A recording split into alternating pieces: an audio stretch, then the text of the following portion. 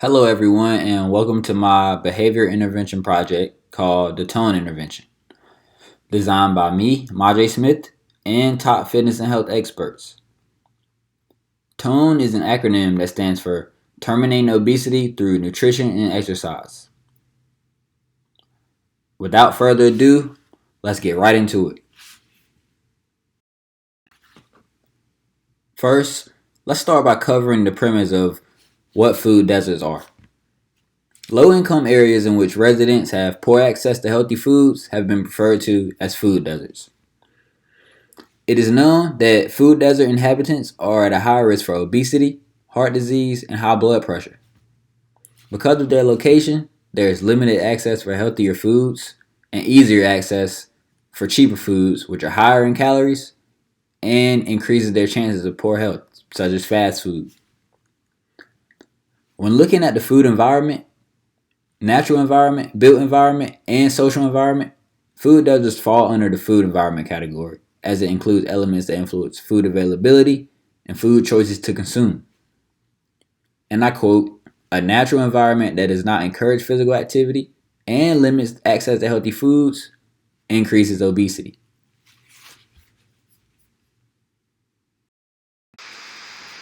Since little information is known about where residents of food deserts get their food, research showed that there is a correlation between food shopping behaviors and body mass index. We know that body mass index levels are associated with mainly shopping at a supercenter as a primary grocery store, compared to primarily shopping at supermarkets, which are associated with lower body mass index levels.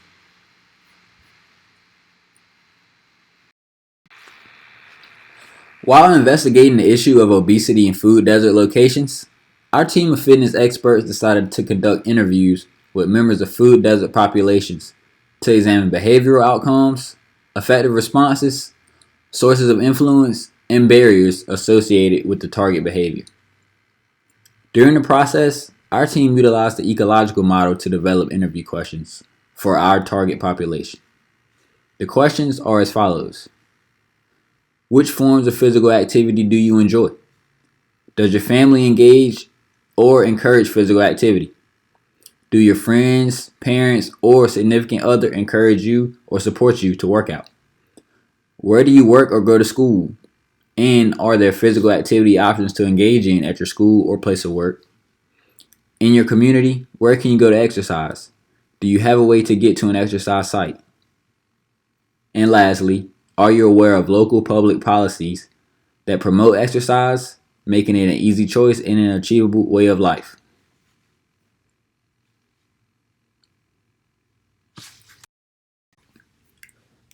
Listed below are responses from a single individual in our target population.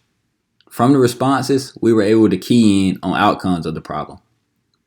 As you can see, social norms for this person includes their family not being frequent exercises, the environment for this person, which includes the absence of bike lanes on the streets, and community culture, lack of knowledge on public policies that promote exercise. These three things all contribute to the risk behavior of a sedentary lifestyle by not encouraging physical activity, which increases the risk of obesity, heart disease, and high blood pressure.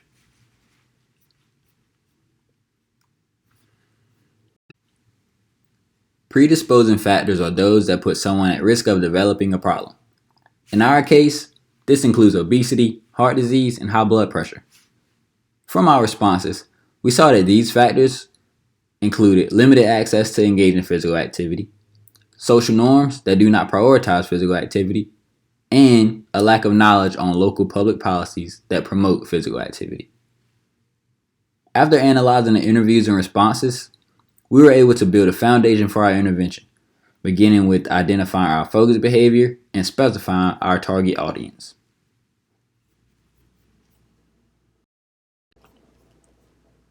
Our target audience and focus behavior. The target audience of our intervention is a new personal training client named April, an African American woman who is a food desert inhabitant in North Carolina. We chose April because many low-income African American women live in neighborhoods that are obesogenic food deserts, and limit access to fresh fruits and vegetables, and make it easy to access processed goods.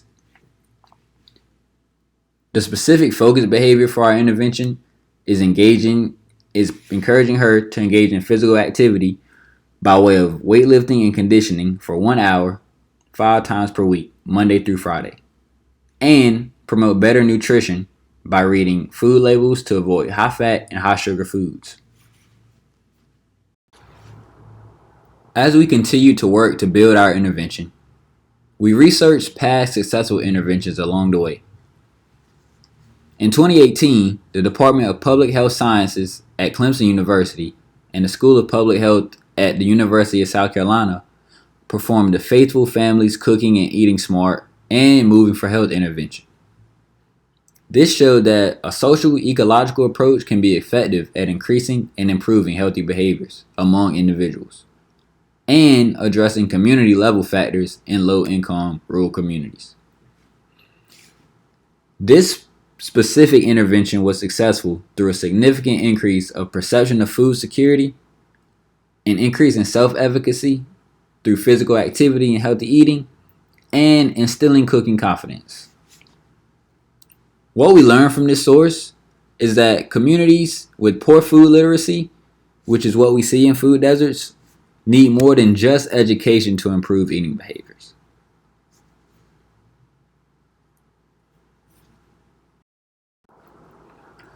This same intervention acknowledged that poor health outcomes can be tied to community level factors.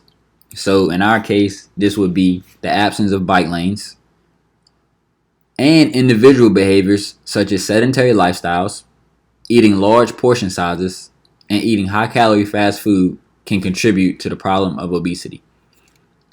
These researchers concluded that communities that have successfully implemented healthy behavior programs may be well poised to build to include additional healthy behaviors such as exercise and physical activity, since they previously noted that simply having education is not enough.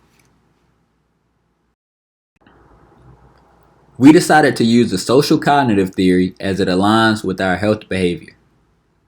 This theory describes the influence of personal experiences, the actions of others, and environmental factors on individual health behaviors.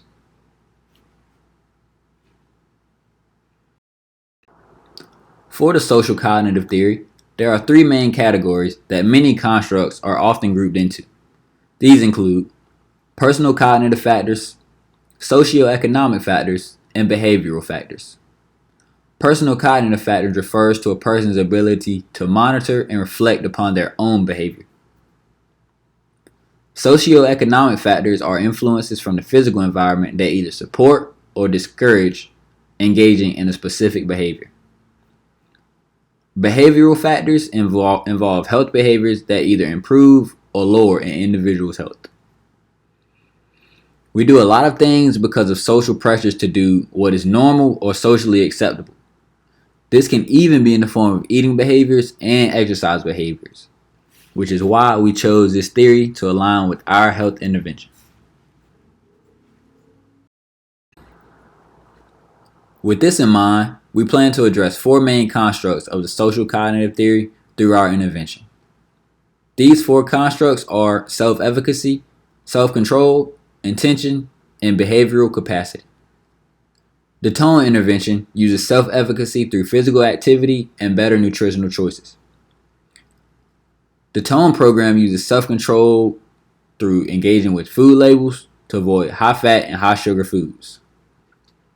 We use the construct of intention through our client April tracking an activity log which monitors the activity, the intensity of the activity, and duration of the activity for every day of the week. We use the construct of behavioral capacity through our client April tracking and applying nutritional knowledge to her meals by identifying them as low, medium, or high based on their sugar and fat content. Resources, personnel, and educational materials we need to properly execute this health intervention involves myself and my team of personal trainers who have been working tirelessly on developing a proper exercise prescription for April. We have produced a combination of strength training and cardio suited to lower her body fat percentage and increase her lean muscle. Since she is a new client, proper precautions will be taken to ensure she is suited for exercise. We don't want her passing out or falling out because she's not acclimated to exercise. Since she has a body fat percentage of 32, she is classified as obese and will require a medical referral from her primary physician to begin exercise. As far as training location, she will train at our training center called Tone Athletics, which is less than 10 minutes away from her home, which is not too far. She also has a personal vehicle to get her to and from this location. A certified nutritionist at Tone Athletics will provide our client April with educational pamphlets each week on what to look for when reading food labels and recommendations of foods with high nutritional value to add to her diet. Program effectiveness and timeline. So, over the course of 6 months, we will know if we were successful based on measurements in these areas. Measuring resting heart rate pre and post intervention. A decrease in this area will indicate a healthier individual. Measuring blood pressure pre and post intervention. Measuring body fat percentage pre and post intervention. A decrease in this area would also indicate a less obese client or the absence of obesity. And measuring amounts of lean muscle mass pre and post intervention. However, since we're not likely to see a major change in blood pressure, resting heart rate, body fat, and lean muscle mass in just a few weeks, we also included more immediate successes of the program that we can measure. These include increased knowledge about physical activity and nutrition within our client, and having our client keeping an activity log tracking the activity, intensity, and duration every day for each week, Monday through Friday.